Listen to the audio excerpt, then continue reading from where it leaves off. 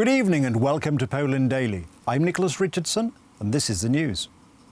The European Commission has given Poland until the 16th of August to comply with a ruling by the European Court of Justice to suspend the Supreme Court's Disciplinary Chamber. The head of the ruling Law and Justice Party, Jarosław Kaczyński, announced several weeks ago that the Disciplinary Chamber, in its current form, will be abolished as part of a judicial reform this autumn. The European Court of Justice has ordered Poland, among other things, to suspend the rules under which the Disciplinary Chamber of the Supreme Court may rule on applications for waiver of judicial immunity and on matters relating to the employment, retirement and social security of Supreme Court judges.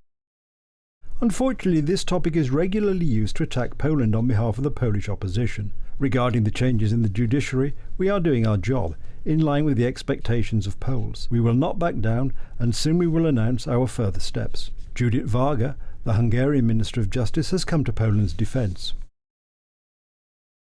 The European Commission has launched a brutal attack on Poland, interfering in an unprecedented way in the justice and legislative processes of a sovereign member state. The procedure is not only scandalous, but also completely unacceptable. In no member state can the judiciary become a victim of Brussels empire building. The level of financial penalties imposed will be determined by the ECJ. The decision on daily fines may be made within 2 to 3 months. Hong Kong police have raided the premises of the closed June 4th museum, dedicated to the victims of China's 1989 crackdown on pro-democracy protesters in and around Beijing's Tiananmen Square. The move is just the latest measure showing the growing influence of the Chinese Communist Party in the former British colony. The raid came hours after a dozen pro-democracy activists pleaded guilty of knowingly participating in an unauthorised assembly during last year's June 4th anniversary, when rallies were banned by police, citing the coronavirus. The 2021 vigil was banned for similar reasons. On Wednesday, police arrested 4 members of the Hong Kong Alliance in support of patriotic democratic movements in China, the group that organises the annual rallies, including Vice Chairwoman Chow Hang-tung.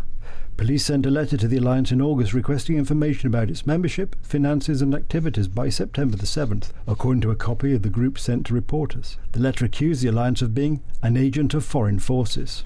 The former British colony, which returned to Chinese rule in 1997 with a promise its wide-ranging freedoms would remain intact, traditionally holds the largest June 4th vigil to commemorate the victims of the crackdown. Mainland China bans commemorations and heavily censors the topic. China has never provided a full account of the 1989 crackdown. The death toll given by officials days later was about 300, most of them soldiers, but human rights groups and witnesses say that thousands of people may have been killed. The second day of the trial in the major court case against the terrorists behind the 2015 attack in Paris had to be briefly suspended as the main defendant tried for a second consecutive day to make political points from the dock.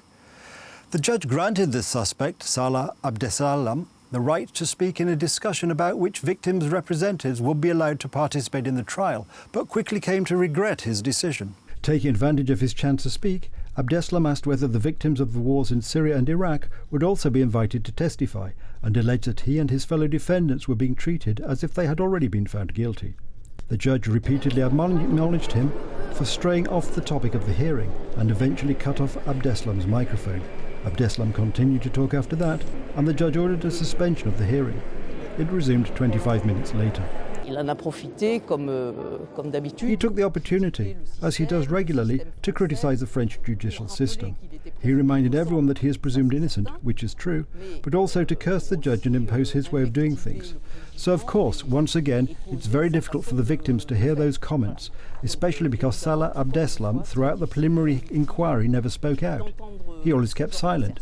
That's what the presiding judge told him. Salah Abdeslam, pendant toute l'instruction, je vous le rappelle, n'a jamais parlé. Il est toujours resté mutique, et ça, le président lui a dit. Abdeslam, 31, is believed to be the only surviving member of the Islamist militant group that carried out the gun and bomb attacks on 6 restaurants and bars, the Bataclan concert hall and a sports stadium in Paris on the 13th of November 2015. On the opening day of the trial on Wednesday, he told the court that he was a soldier of Islamic State, the ultra-radical militant group, and later shouted out in the courtroom that he and his co-defendants were being treated like dogs. une question, quoi. Comment on peut encore entretenir cette... My question is, how can someone continue behaving that way with the victims there, with all the implications just behind him? I have more questions than answers, so the first day, which should have been procedural, turned out to be filled with emotion and not always in a positive way. In any case, we were plunged deep into it from the start, and it's going to last 9 months, so it will be quite a challenge. Épreuve, ça va être une sacrée épreuve, quoi. Representatives of victims and survivors of the 2015 attacks have expressed dismay that Abdeslam is using the trial as a platform to express his views. A blaze at a makeshift hospital in the North Macedonian town of Tetovo has claimed at least 14 lives. The city is struggling with the rising numbers of new daily cases, putting the country's healthcare system in danger of collapse. Forensics teams were on the scene on Thursday in the wake of a fire at a makeshift hospital that killed at least 14 people and seriously injured 12 more. Eyewitness Nedvedin Aliti, who helped to extinguish the blaze, told reporters that the fire spread very quickly on Wednesday night. I think that the fire spread rather quickly. In some 20 to 30 minutes, everything was on fire. The police and the fire brigade were on the scene. All the services that should have been there were here. But it was a lot of work. The fire was so huge that there was no chance it could be extinguished so fast. The prosecutor's office said DNA analyses would be needed to identify some of the victims, all of them patients in a serious condition. No medical staff were among the victims. We arrived on time to extinguish the fire, but it was in the night. Our job, our profession and our priority was to evacuate the people. There were people who were alive, but unfortunately there were some who were dead. Our job was to take them out. Coronavirus cases have been on the rise in North Macedonia since mid-August, prompting the government to introduce stricter social measures such as health passes for cafes and restaurants. A country of 2 million reported 701 new coronavirus infections and 24 deaths in the past 24 hours. Tetovo has one of the country's highest number of coronavirus cases. That's the news. Thank you for watching. Stay with us for the weather, Poland Daily Business and more programmes. But from me, it's have a good night and a better tomorrow.